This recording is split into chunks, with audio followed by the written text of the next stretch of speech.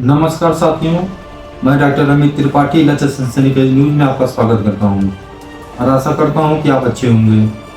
दोस्तों, हम आज बात करना चाहेंगे नाटो चीफ के बयान का, जो नाटो चीफ ने अभी भारत, चाइना और रसिया को और ब्राज़ील, इन चारों देशों को जो अभी अल्टीमेटम उन्होंने दिया है, जिसको एक प्रकार से चेतावनी या धमकी कहा जाए, और उन्होंने क्यों दिया है इस बात को भी समझते हैं और इसका क्या असर पड़ेगा भारत पर ये भी समझते हैं। तो आइए चर्चा करते हैं इस बात पे। दोस्तों, ये बात अमेरिका, यूरोपीय देश और नाटो के जितने भी मेंबर हैं, ये सब इस बात को जानते हैं अच्छी तरीके से कि जब तक रसिया से चाइना, ब्राज़ील और इंडिया ये सब ऑयल, गैस और तमाम वहाँ की जो भी का नाम है वो प्राकृतिक खनिज हैं, ये सब खरीदते रहेंगे, तब तक रसिया किसी भी बातचीत के मूड में या उसके ऊपर कोई दबाव नहीं पड़ेगा। और ये हकीकत है, इनका ये जो बयान है अमेरिका के और नाटो चीफ का, वो बिल्कुल भी गलत नहीं है दोस्तों। क्यों? क्योंकि रसिया को इन्होंने इतने सेंसक्स ला दिए हैं, इतने सेंसक्स इनके इतना मतलब प्रतिबंध उसके ऊपर लगा दिए कि हम जानते हैं कि रसिया की पूरी कमर टूट जाती है और उसकी अर्थव्यवस्था एकदम से छिन्न भिन्न हो जाती है। लेकिन चूँकि इंडिया, चाइना, ये दोनों रसिया के बहुत परम अलायंस हैं, और जैसे मैं अपने हर वीडियो में बताता हूँ कि चाइना के ऊपर इंडिया विश्वास नहीं करता, लेकिन रसिया के ऊपर बहुत विश्वास करता है, क्योंकि हमारी रसिया से बहुत पुरानी मित्रता संबंध है और रसिया के लोगों का भी भारत के लोगों पे और यहाँ के देश में बहुत सारा विश्वास करते हैं सब। रसिया का टूरिस्ट पे लाखों करोड़ों लोग हर साल जाते हैं, इसीलिए यहाँ के कुछ जो वहाँ टूरिस्ट बन के जाते हैं, इससे रसिया की इकोनॉमी में भी फर्क पड़ता है और उससे भी उसको आय में वृद्धि होती है। और बाकी यहाँ की सरकार भी रसिया की खूब मदद कर रही है, तेल खरीद के, ऑयल जो है खरीद के, और बाकी ये खनिज वगैरह जो है वहाँ जो होते हैं, गैस वगैरह, तो ये सब चीज़ें लेने से रसिया का अर्थव्यवस्था थोड़ा बहुत सुचारू ढंग से चल रहा है।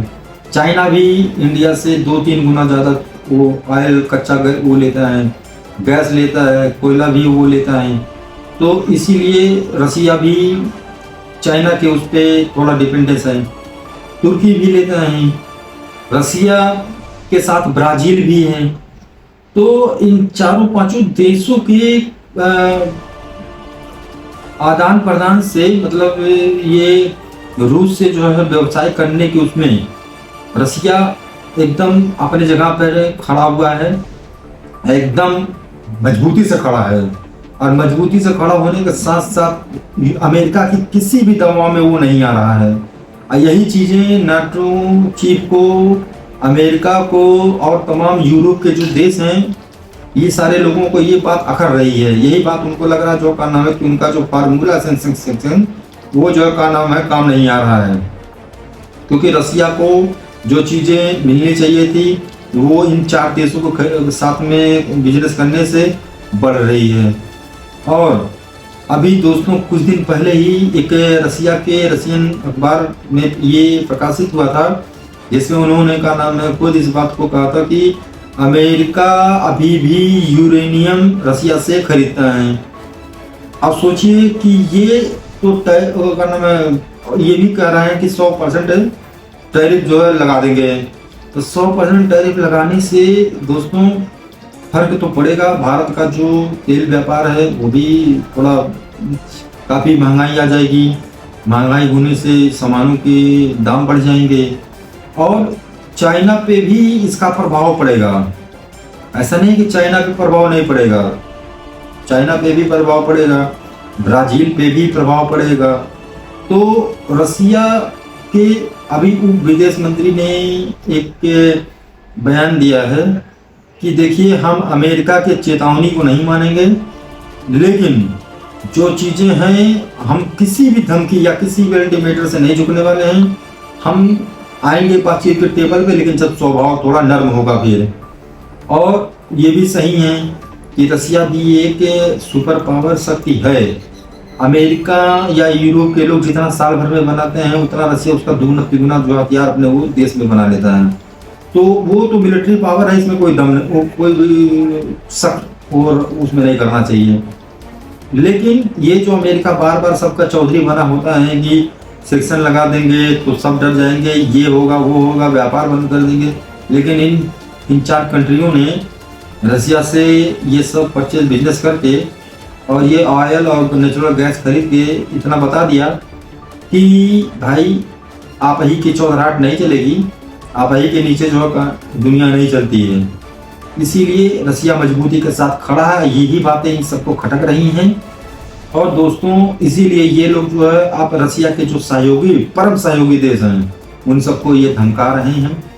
हालांकि इनकी धमकी का हमको नहीं लगता कि कोई फर्क पड़ेगा, लेकिन थोड़ा बहुत तो फर्क पड़ेगा, क्योंकि भारत के ऊपर जो है फर्क पड़ेगा, क्योंकि भारत एक ही देश से नहीं व्यापार करता है।